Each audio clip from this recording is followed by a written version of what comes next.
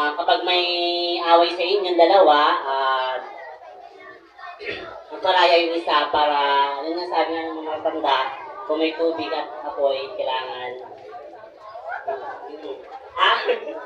Yun congratulations sa inyo lahat at sa inyo, ang dalawa. Naway magsama kayo akong buhay. Yun lang, maraming salamat. Ayan, so thank you so much po, sir. Another message sa ating mga kabay. Gusto mapunta sa labas? O, sir. Yes, man.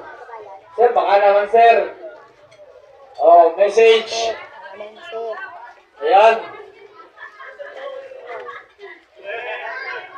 Another message from our best man.